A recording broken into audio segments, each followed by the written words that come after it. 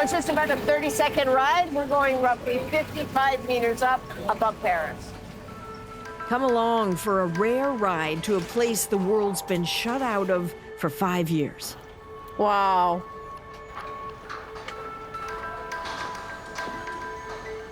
Think of it as a delicate patient and this construction, the critical surgery to save the very life of Notre-Dame.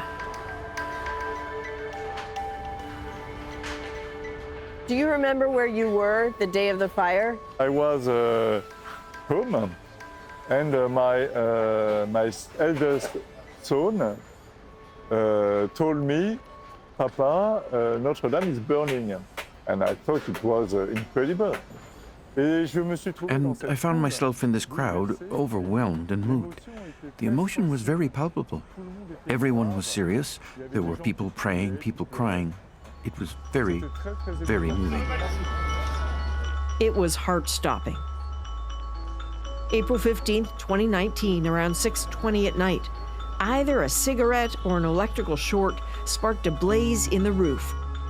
To this day, no one's sure. As it roared through the medieval structure and workers raced to save precious art and relics, firefighters had to find a way to extinguish the fire without collapsing the entire structure. The spire couldn't be saved. The roof fell in. The heart of Paris pierced. Ever since, as the repairs continue, a vigil of sorts still happens. Parisians, tourists keeping watch, capturing whatever they can from down below. And the man who talked of watching the fire that first night, of grieving, Philip Jost, is now in charge of the billion-dollar rebuilding and restoration, a man who weaves between French and English, the ancient and the new. Ce chantier a une âme, it has a soul. The monument, this monument has a soul. It's beautiful.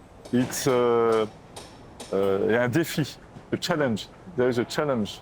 Le bois a disparu dans l'incendie. The wood disappeared in the fire. The stones that collapsed in the fire were too weakened by the heat to be reused.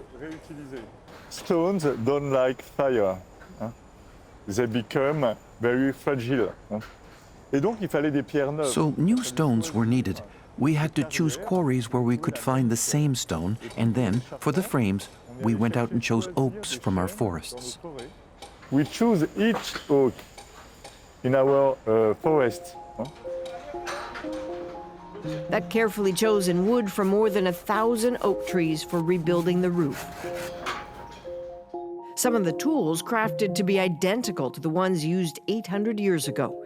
Blacksmiths from Canada recruited for some of the delicate forging work. On the day we're granted access, the lead panels are going back on. The ancient in conjunction with the brand new, and the delicate dance of the cranes. Where possible, original parts of the cathedral have been saved, which is why you need to look up even higher. What an astonishing place to be, and quite frankly, what an astonishing place for us to be standing. Wanted to bring you here because I want to show you something. This is La Croix de Chevet. So this amazing cross is actually the original from the Notre-Dame Cathedral, built some 800 years ago.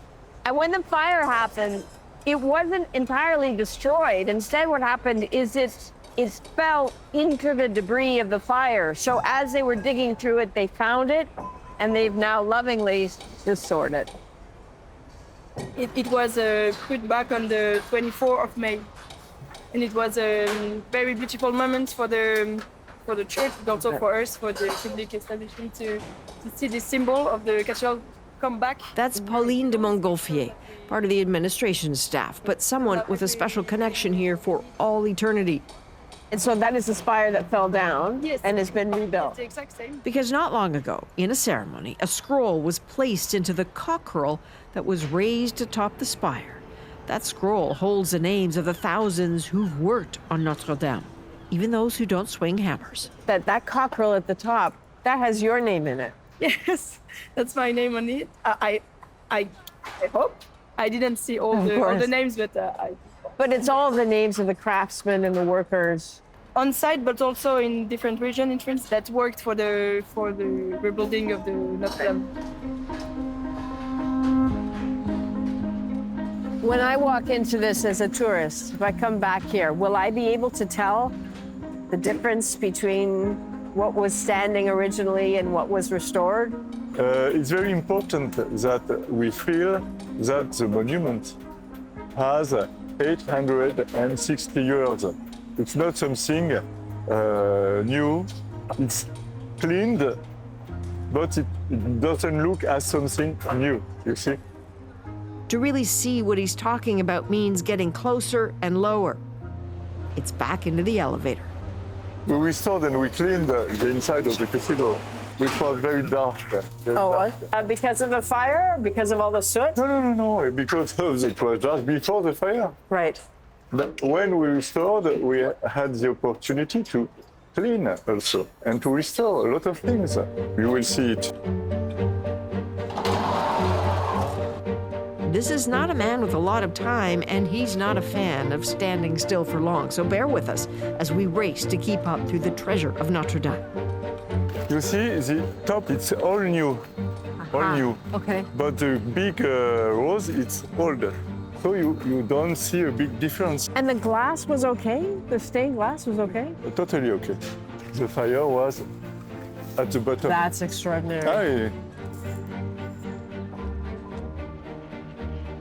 ici, no damage. That's amazing. Nothing was damaged here. The fire was at the back. It was upstairs, the framework, the roofing. The facade was completely preserved from the fire. We didn't have to do any work on the facade. What he's talking about is one of the minor miracles at the cathedral, that for as punishing as that fire was and looked, there were some impossibly lucky moments. That day that you came down to look at it, the day it happened, and you were staring at the fire, did you have any idea that some of it would be okay? The cathedral was a spectacle of desolation. It was totally, how can I put it, gripping. It made you want to cry. Really. Because the spectacle was abominable in the cathedral, with the collapsed vaults, with the rubble, and the smell of the fire. In the end, the cathedral's greatest works of art escaped the fire intact. Where the vaults collapsed in the end, the cathedral's greatest treasures weren't there, they were somewhere else. They were protected by vaults that didn't collapse. On va entrer dans la cathédrale. And the place, he says, is the most sacred of all of Notre Dame's spaces. It's the most beautiful part of the cathedral. Wow. And here everything is intact because the vaults held tight. We just had to clean them.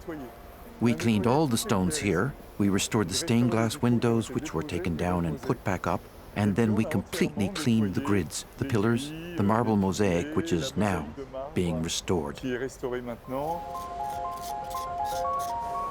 Come visit for yourself. You'll be able to soon. And it's promised you won't be able to tell where the fire had burned. Even in its dusty, chaotic state, with statues protected and sheathed, the marble floors a tangle, it's already clear this will be striking. And you'll be ready for December.